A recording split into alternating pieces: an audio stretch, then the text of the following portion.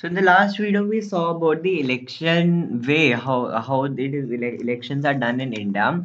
But now we will see that what makes an election in India democratic. तो अब हमने starting में जैसे यहाँ पे देखा था कि कैसे हम देखे क्या क्या पॉइंट्स होते हैं इलेक्शन को बोलने के लिए इंडिया में डेमोक्रेटिक किसी भी कंट्री में इलेक्शन को डेमोक्रेटिक बोलने के लिए हमने पूरा अपना मेथड देखा कैसे कैसे इलेक्शंस होते हैं हमने कॉन्स्टिट्यूएंसी देखी कि कॉन्स्टिट्यूएंसीज मेड है are made, electoral constituencies are made, then some constituencies are reserved for some people, then the electoral roll has been taken out, है ना? And we nominate the candidates who are going to be there in the like who are going to stand in the elections. We saw about the party ticket and all everything here only, and we then saw the election campaign, like how the different parties come up and do their campaigning. They do kind of advertising. They think they give us the manifesto. We saw the model code of conduct and all, and then at the last we saw how the polling and counting of votes have been done. Now we will see what makes election in India democratic. तो हम ज़्यादातर बहुत सारे कोई newspaper पढ़ता होगा या फिर कोई न्यूज़ चैनल्स देखता होगा तो बहुत कॉमन है रिपोर्ट्स देखना लाइक इलेक्शंस के टाइम पे। जैसे वेस्ट बंगाल के इलेक्शंस हुए थे फिलहाल में, पिछले ईयर हुए थे, 2021 में हुए थे शायद। तो उस साल तो बहुत सारे ऐसे रिपोर्ट्स आ रहे थे कि लाइक लाइक कैसे फॉल्स रिपोर्ट्स आ रहे थे कि बहुत इंक्लूजन ऑफ फॉल्स नेम है, जेन्युइन नेम नहीं है वोटर लिस्ट में, गवर्नमेंट फैसिलिटीज़ का गलत इस्तेमाल किया गया, एक्सेसिव यूज़ किया गया मनी का, जो रिच और बड़े कैंडिडेट्स हैं उनका, तो intimidation of voters and rigging on the polling day. तो ऐसे बहुत सारे रिपोर्ट्स आए और बहुत सारे रिपोर्ट्स सही भी होते हैं। We feel unhappy when we read और सी और सच रिपोर्ट, बट अनफॉर्चुनेटली ये इतने बड़े स्केल में भी नहीं होते ना कि जो एक्चुअल पर्पस है इलेक्शन का उसी को पूरा डिनाई कर दे, उसी को पूरा पलट दे, है ना? तो लाइक तो मेरा कहने का मतलब ये कि एक पार्टी जो है वो इलेक्शन जीत सकती है क्या सिर्फ अपने पॉपुलर सपोर्ट से या फिर से लाइक पॉपुलर सपोर्ट ना होके और सिर्फ इलेक्टोरल मैल प्रैक्टिसेस से। तो इसको हम आगे देखते हैं, इस क्वेश्चन को डिस्कस करते हैं। So carefully examine various aspects of this question. तो first thing is about independent election commission. तो जो हमारा इलेक्शन कमीशन है वो इंडिपेंडेंट है कि नहीं। So it's a simple way of checking whether elections are fair or not is to look at the who conducts the election, है ना? तो कौन इलेक्शन कंडक्ट करा रहा है और ये इंडिक गवर्नमेंट की इंडिपेंडेंट है कि नहीं। तो अगर गवर्नमेंट कराएगी तो रूलिंग पार्टी करा रही है एक तरीके से, तो अगर रूलिंग पार्टी करा रही है तो हर मतलब वो अपने आप ही को जिताएगी ना भाई। तो सो वो गवर्नमेंट से इंडिपेंडेंट है कि नहीं, उनके पास इतनी पावर है कि नहीं कि वो फ्री एंड फेयर इलेक्शंस करा पाएँगे, and do they actually use this powers, like power है तब भी वो यूज़ कर रहे हैं कि नहीं। तो ये सारे क्वेश्चंस के लिए इंडिया का जो आंसर है बहुत पॉजिटिव लगता है, क्योंकि in our country elections are conducted by an independent and very powerful body, election commission, EC. It like जैसे जुडिशरी हमारी एकदम इंडिपेंडेंट वे में काम करती है, same goes with the election commission also. So the chief election commissioner, CEC, currently 2022, the chief election commissioner is Sushil Chandra, and it is appointed by the president of India directly.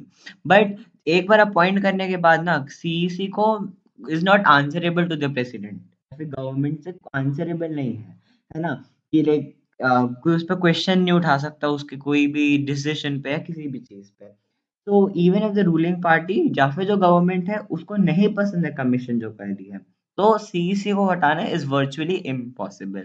और obvious सी बात है जो election commissioner करेगा वो obviously ruling government को तो बुरा ही लगेगा ना, क्योंकि ज़्यादातर जो उसके वो होंगे रोल उसके अपोज़िट ही होंगे। इसीलिए होंगे क्योंकि लाइक अब उसको एक उसके साथ तो नहीं लेगा ना, उसी के हित में तो नहीं लेगा ना CEC.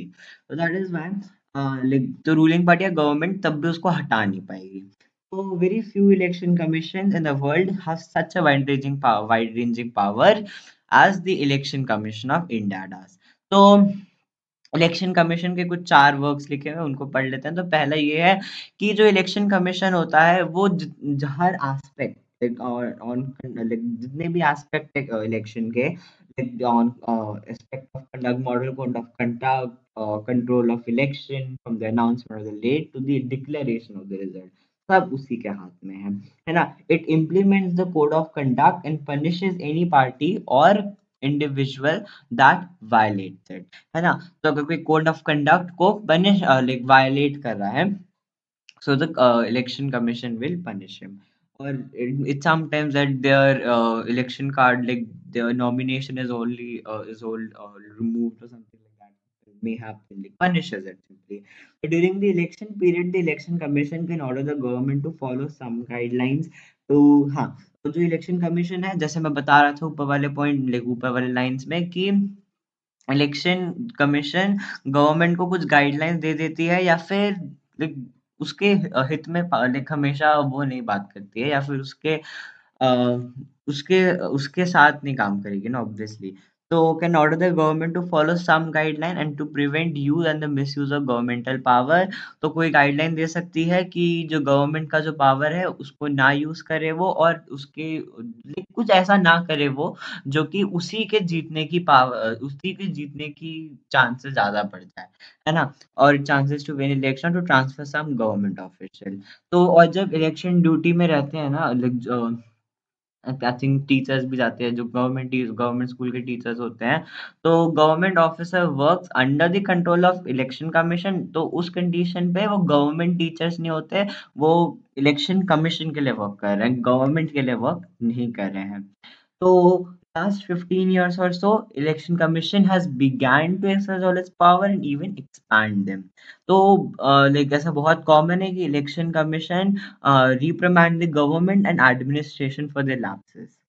So when election official come to अगर कोई भी इलेक्शन कमिश्नर अगर अगर इलेक्शन कमीशन का कोई इंसान है, इलेक्शन ऑफिशियल, इस ओपिनियन पर आता है कि पोलिंग इस वाले कॉन्स्टिट्यूएंसी में फेयर नहीं थी, या फिर सम बूथ्स में सही नहीं थी, और even at an entire constituency they order a report. तो means it is like independent, and it tells that हाँ भाई है इम्पोर्टेंट और इंडिपेंडेंट है, गवर्नमेंट के अंदर काम नहीं कर रहा है, या किसी के भी बहकावे पे नहीं है ना? सो the ruling party often do not like what the EC does, but they have to obey it. But this would not have happened if the EC was not independent and powerful. That is what I said. And here it is. Now, अब popular participation. तो पहली चीज हमने देखी कि हमारे पास एक independent election commission है ना? तो हमारे पास एक इंडिपेंडेंट इलेक्शन कमीशन है, हमने ये चीज देखी। अब हम देखेंगे कि हम क्या देख रहे हैं कि हम कैसे अपने इलेक्शंस को डेमोक्रेटिक बोल सकते हैं। तो हमारे पास एक इंडिपेंडेंट इलेक्शन कमीशन है, इसीलिए बोल सकते हैं।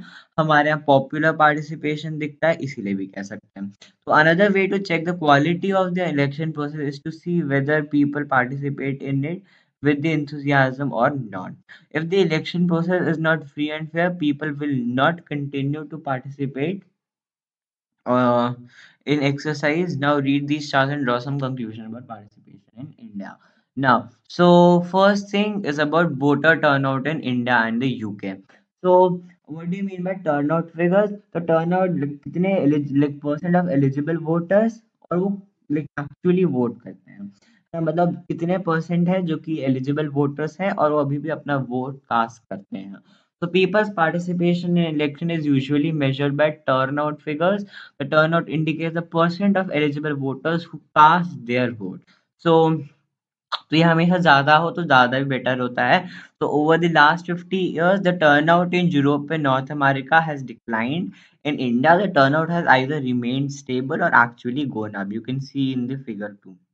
It has actually moved, actually highlighted.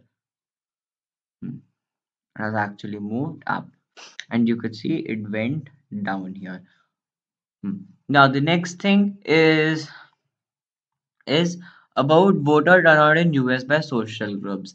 तो मतलब जो पुअर है, इलिटरेट है, अंडर प्रिविलेज्ड वाले हैं, वो लार्जर प्रोपोर्शन में इंडिया पे ज्यादा वोट करते हैं एज कम्पेयर टू रिच और प्रिविलेज सेक्शन करते हैं, बट उनसे कम करते हैं। आई मीन कि उनका प्रपोर्शन ज़्यादा दिखता है हमें। तो poor, illiterate and under privileged people vote in larger proportion as compared to the rich and the privileged section. This is contrast to western countries. Western countries में इन्होंने स्टेट यूएसए का एग्जांपल लिया है। तो पुअर पीपल, अफ्रीकन पीपल, दी Hispanics कम vote करते हैं वहां पे, है ना, बट इंडिया में ज्यादा करते हैं।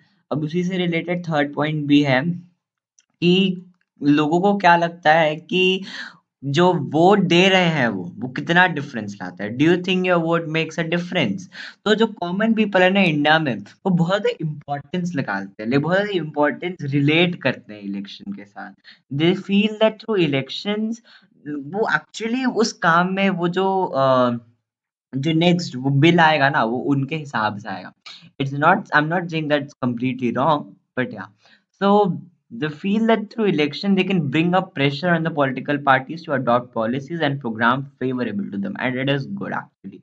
They also feel that their vote matters in the way things are run in our country, है ना। तो एक्चुअली इसीलिए ये वाले फिगर्स तुमको ज्यादा दिखते हैं, है ना, क्योंकि लोगों को एक्चुअली सही लगता है कि they feel through election they can bring pressure on the political parties to adopt policies and program favorable to them, and they also feel that their vote matters in the way things are run in the country. Now, those who participated in any election related activity in India, so that also we can see simply from the graph that has been increasing here. The interest of voters in election related activity has been increasing over the year. तो like election related activities क्या होती है, मतलब जैसे कि कोई campaign, election campaign है तो उसमें जाना, या फिर ऐसे जो भी काम होता है, जैसे जैसे वोटिंग भी आई थिंक उसी के अंडर आएगा। During 2004 election, more than one third of voters took part in the election campaign related activities. More than the half of the people identified themselves as being close to one or the other political party. So one out of every seven voters a member of a political party.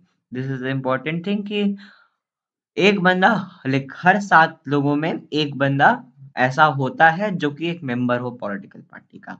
ठीक है? तो मतलब इसको ऐसे calculations का भी एक तरीका होता है। जैसे कि यू यू कैलकुलेट परसेंटेज ना, कि हर like what do you mean by 40%, like हर 100 में 40 ऐसा है। दैट इज, तो उसको भी ऐसे निकालते हैं कि हर एक व्यक्ति, हर हर 7 लोगों में एक व्यक्ति किसी पॉलिटिकल पार्टी में है, is a member of a political party. Now acceptance of election outcome. तो एक आखिरी टेस्ट जो होता है एक फ्री एंड फेयरनेस एक इलेक्शन का देखने का, वो उसके आउटकम में खुद ही रहता है ना। अगर इलेक्शन फ्री और फेयर नहीं होंगे ना, जो आउटकम जो होगा, जो तुमको मिलके जो भी गवर्नमेंट बना रहे हैं, जो भी आएगा ना, वो हमेशा किसके फेवर में होगा, जो पावरफुल है, जो रूलिंग पार्टी है ना। तो उसके फेवर में होगा, जब या फिर जो भी ज्यादा पावरफुल है, रूलिंग पार्टी ना भी हो तो ठीक है, जो भी ज्यादा पावरफुल है उसी के हित में होगा। बट ऐसा सिचुएशन हमारे नहीं देखा जाता। और ऐसी सिचुएशन पे रूलिंग पार्टी तो इलेक्शन कभी लूज ही नहीं करेगी, क्योंकि एक बार वो बन गई ना तो फिर वो क्यों हटेगी भाई, कैसे ही हटेगी, आई मीन। तो usually the losing party does not accept the outcome of the rigid election. तो जो आउटकम है इंडिया के इलेक्शन का, वो अपने लिए बोलता है। तो रूलिंग, सबसे पहला जो ये पॉइंट है कि जो रूलिंग पार्टी होती है ना हमारे इंडिया में, वो यूजुअली हार जाती है। It means that routinely lose, like regularly वो हार जाएगी। जैसे कि अभी आया था, जैसे कि बीजेपी अभी हो सकता है नेक्स्ट इलेक्शन पे, लाइक 2014 में बीजेपी आई, 2019 में बीजेपी आई, तो हो सकता है 2024 में कुछ और आता है। लाइक ऐसे रूटीनली लूज करती है, बोथ नेशनल लेवल पे भी, स्टेट लेवल पे भी। In fact, in every 2 out of 3 election held in the last 15 years, the ruling party has lost. That is what I was saying now. ठीक है? अब जैसे कि उसके पहले देख लो, आईएनसी बीजेपी हार गई ना। तो भाई eight out out of every 2 out of 3 election held in past 15 year the ruling party has lost, है ना। तो ये तो हो गया रूलिंग पार्टी वाले सिस्टम। बट हम एक और चीज होती है, जो कॉन्स्टिट्यूएंसी है, जो रिप्रेजेंटेटिव है कॉन्स्टिट्यूएंसी में भी, जो सिटिंग पार्लियामेंट का जो इंसान है ना, वो भी हार जाते हैं इंडिया में, rarely loses in election. But US में ऐसा नहीं है। यूएस में एन इनकम्बेंट और sitting elected representative rarely lose the election, but India में ऐसा नहीं है। They usually lose the election. जैसे कि अच्छा एग्जांपल देना हो, तो इतने सालों से ज्योतिरादित्य सिंधिया गुना के कॉन्स्टिट्यूएंसी से जीत रहा था, हार के 2019 पे, that is what it is. And incumbent means the current holder of political office, मतलब वही representative, है ना? तो candidate who are known to have a lot of spent of money on buying votes, and those with known criminal connection often lose the election। ये example Lalu Prasad Yadav, ऐसा, वो तो उसको एक्चुअली उसका रद्द कर दिया गया, बट उसको तब भी नहीं, मतलब वो श्योर हो गया था, ठीक है, उसको तो रद्द ही कर दिया गया बल्कि, बट अलग बात है। So, barring very few disputed elections, the electoral outcome are usually accepted as people's verdict by the defeated party. Now, hmm, now challenges to free and fair election। अब इतनी सारी चीजें हमने देख ली, बट क्या क्या चैलेंजेस है अभी भी, है ना? अभी भी चैलेंजेस है, ऐसा नहीं, we are still not perfect. और ऐसा सिर्फ इंडिया के साथ नहीं, हर कंट्री में तुमको ऐसी चीजें मिलेंगी। Now, what are the challenges ahead? So, all this leads to a simple conclusion. Election in India are basically free and fair. The party that wins an election and forms a government does so because people has chosen it over its rivals, है ना? तो जो party जो जीत रही है election और government बना रही है, पीपल ने उनको चुना है। And this may be not true for every constituency, her constituency में ऐसा हो कि जो चाह रहा था वही, लाइक जो पॉपुलर सपोर्ट में था वही जीता हो, बट वही पूरा जो ओवरऑल वर्डिक्ट है ना, पूरे इलेक्शन का, वो अभी भी पॉपुलर रेफरेंस को रिफ्लेक्ट करता है, ठीक है? तो there are very few exceptions to this rule in the last 15 years in our country. That is what makes India's election democratic. Yet the picture look different if we ask a deeper question, है ना? कि people की knowledge जो है, like जो people का जो preference है, वो रियल नॉलेज पर है, या are the voters getting a real choice, या फिर election is a level playing field, like for everybody, like whosoever wants to become and like who wants to serve the country could become, and like could stand in election as a level playing field for everybody। Government तो देती है, government in the sense constitution तो हक देता है भाई कि सब इलेक्शन करें, बट तब भी लेवल प्लेइंग फील्ड है क्या? लाइक अनहेल्दी कंपटीशन, स्टार्टिंग के पार्ट में पढ़ा था। So can an ordinary citizen hope to win an election? So question of this kind of brings many limitations and challenges of Indian election to our attention. These include money, ठीक है? अब candidate and parties with a lot of money may not be sure of their victory, but they do enjoy a unfair advantage over smaller parties and independents। भाई, जो बड़े candidate हैं, जिनके पास ज्यादा पैसे हैं, वो ज्यादा अच्छे से कैंपेन कर पाएंगे भाई। अब मैं इंडिपेंडेंट जाके खड़ा होने, मैं जाके सोचूं कि मैं जाके खड़ा होऊंगा, तो सबसे पहले मेरे को सिक्योरिटी डिपॉजिट देना है ना? सिक्योरिटी डिपॉजिट के बाद मेरे को अपने इलेक्शन कराने के लिए, मेरे को लाइक इलेक्शन पे कैंपेन कराने के लिए मेरे को जो पैसे लगेंगे उसका अमाउंट बहुत ज्यादा होगा। तो that is why elect candidates and party with lot of money may not be sure of their victory, but still like जरूरी नहीं है कि वही जीतेंगे, but they still have a better chance or better advantage. They have an advantage.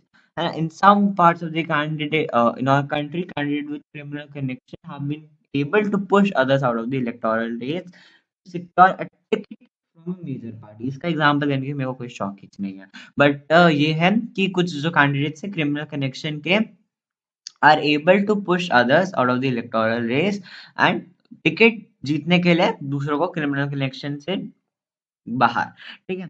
इसकी भी मैं example नहीं दूंगा। समझ लो, बहुत इजी सा फुद्दू सा पॉइंट है ये वाला। तो some families tend to dominate political parties, tickets are distributed to relatives from these families। Topic ends। So very often election offer little choice to ordinary citizen, for both major parties are quite similar to each other both in the policies and practice।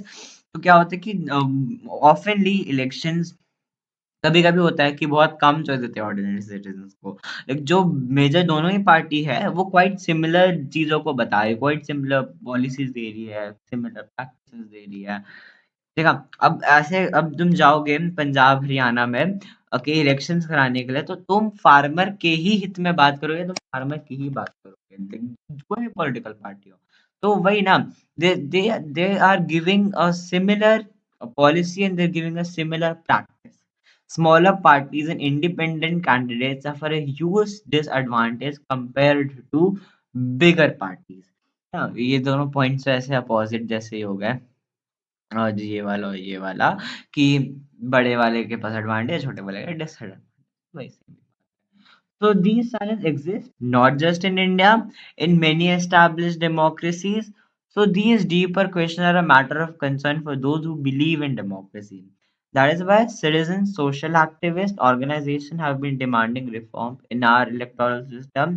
Can you think of some reform, and what can an ordinary citizen do to face these challenges? So here the chapter ends. Thank you.